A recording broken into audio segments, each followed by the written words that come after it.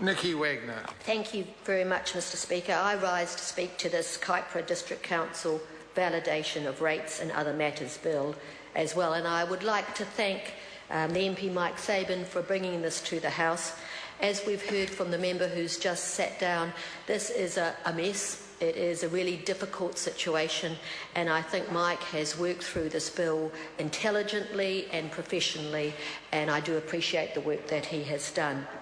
This is not the sort of bill that MPs like to work on, but validation bills do, on some occasions, have a purpose. They do come to this House because sometimes they are the best way forward for councils and communities when irregularities of process have happened. And I'd just like to draw attention to the previous member's speech, which covered a lot of issues around this bill.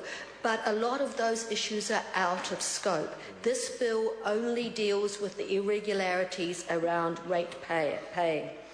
The Kaipara District Council is in a difficult situation, but it does need to continue to fulfil its local government roles.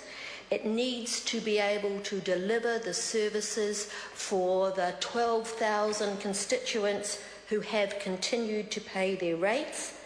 And it needs to allow those commissioners to get on with the job of getting the council operating efficiently and effectively and getting it ready for democracy and voting in 2015.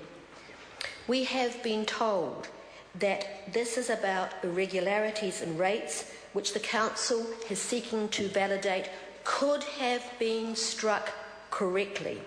They could have been struck correctly under the Local Government Rating Act and at the same amount of money as invoiced. We have been told that these irregularities are more about poor attention to detail and poor process rather than something that is illegal or unfair. Presently, 9% of the ratepayers have not paid any rates in the current year. And because of the past irregularities, the commissioners aren't able to enforce their payments. And so that current level of arrears are having an adverse effect on the 91% of other people who have paid their rates.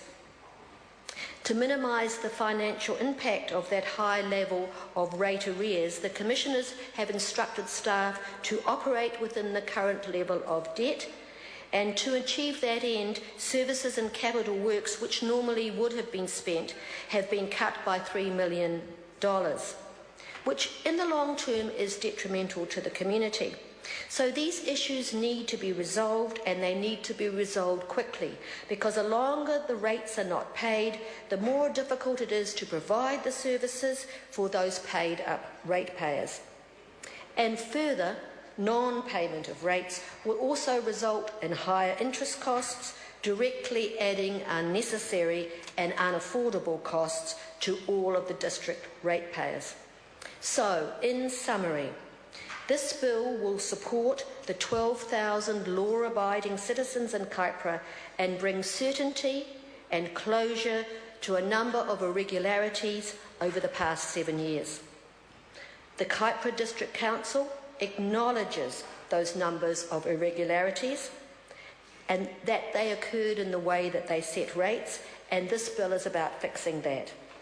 The bill will mean that ratepayers will be liable for the rates that they were invoiced, but no one will pay more rates than they were historically invoiced.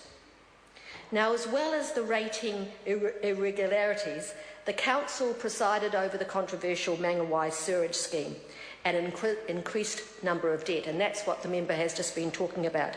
This bill does not stop proper scrutiny of these decisions, nor does it absolve anybody for responsibility or culpability.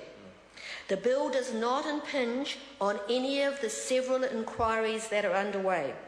There's one by the Office of the Auditor-General's inquiry into the Eco Care sewerage scheme.